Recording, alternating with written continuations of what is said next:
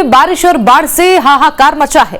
आसमानी आफत ने लोगों का जीना मुहाल कर दिया है। नदियां पूरे शबाब पर हैं और तटबंध इलाकों को निगलने के लिए आमदा हैं। लिहाजा लोग पलायन करने को मजबूर हो गए हैं। जल प्रलय के बीच कोसी बैराज से इस बार रिकॉर्ड पानी का डिस्चार्ज हुआ है। देखिए रिपोर्ट।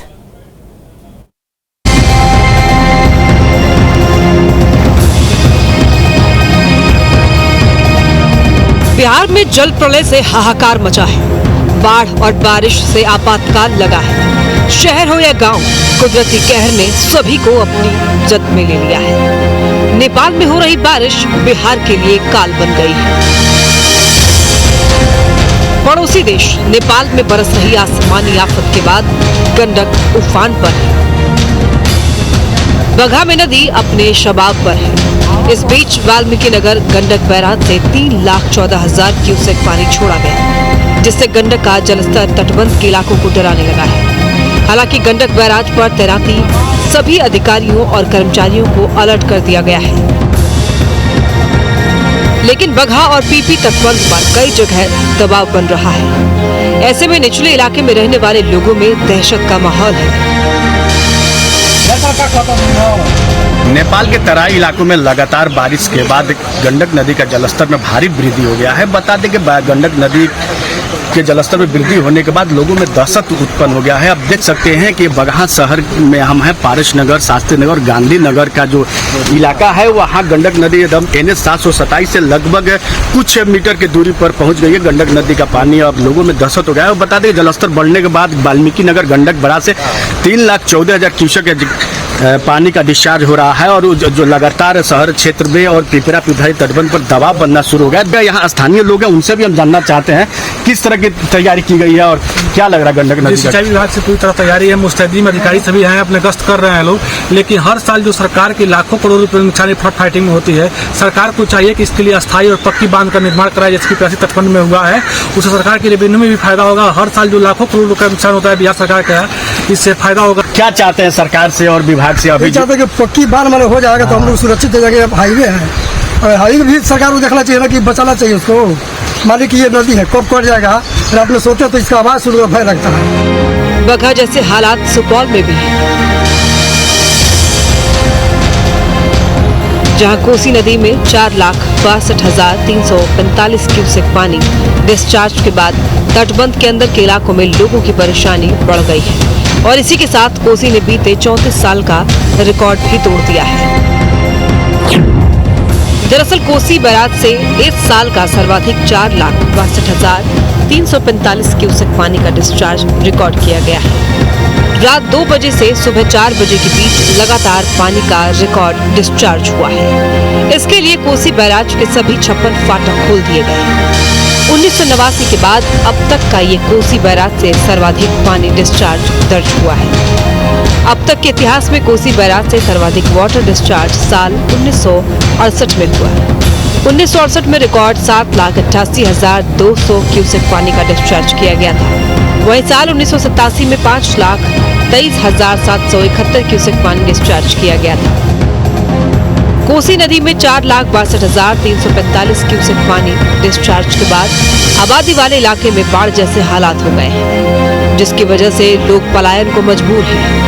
लोग घर बार छोड़कर ऊंचे स्थानों की ओर निकलने लगे। इस बीच प्रशासन के दावों की भी पोल खुल गई है।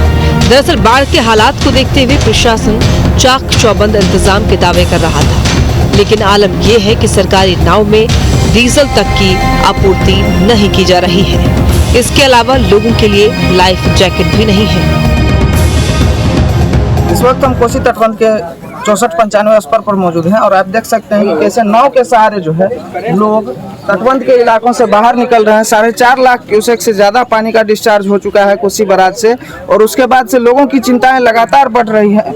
लोग पलायन को मजबूर हो रहे हैं। हालांकि जो प्रशासन है वह दावे कर रहा है कि लोगों के लिए मुकम्मल व्यवस्था की गई है।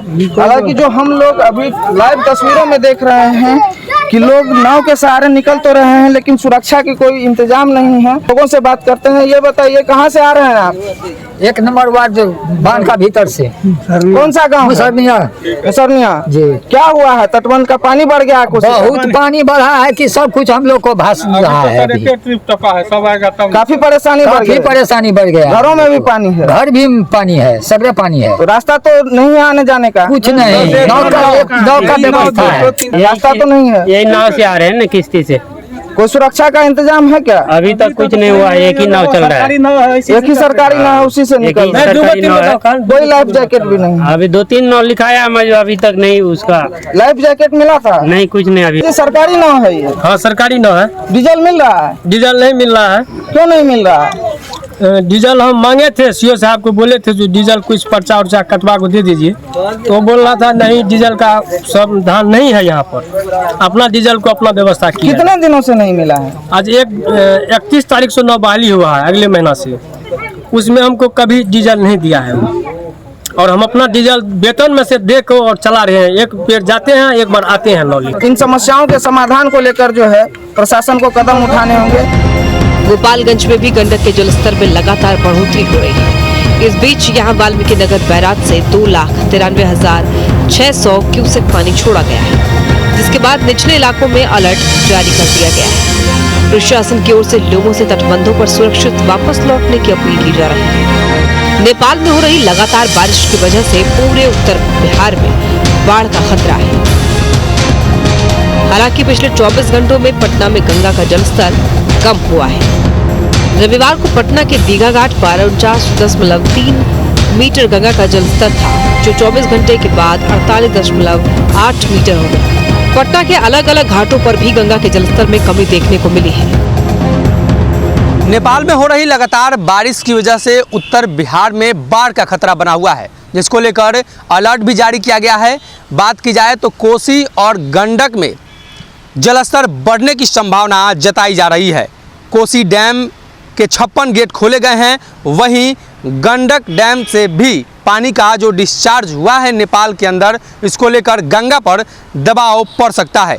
पटना में पिछले दिनों 24 घंटे में दीघा घाट पर 13 सेंटीमीटर और गांधी घाट पर 11 सेंटीमीटर जलस्तर में कमी देखने को मिली है। लेकिन ऐसे कयास लगाए जा रहे हैं कि नेपाल से जो पानी का डिस्चार्ज हुआ है पिछले कई वर्षों में सबसे अधिक, तो कहीं ना कहीं गंगा नदी पर उसका दबाव पड़ सकता है। हालांकि पटना में जलस्तर में कमी देखने को मिल रही है, जिसको लेकर इसके पहले भी प्रशासन ने अलर्ट जारी किया था कि पटना में गंगा का जलस्तर बढ़ सकता है। लेकिन एक बार फिर से नेपाल से पानी छोड़ जाने के बाद यह आशंका जताई जा रही है कि गंडक पर भी दबाव पड़ेगा और वहीं पटना में गंगा नदी के साथ साथ कोसी, सीमांचल और सुपौल के क्षेत्र में भी जलस्तर बढ़ने की संभावना जताई जा रही है। पटना में भले ही गंगा का जलस्तर कम हो रहा हो, लेकिन गंडक और कोसी नदियों में आए उफान ने कई जिलों में तबाही मचा दी है। Bureau report, news state Bihar, Jharkhand.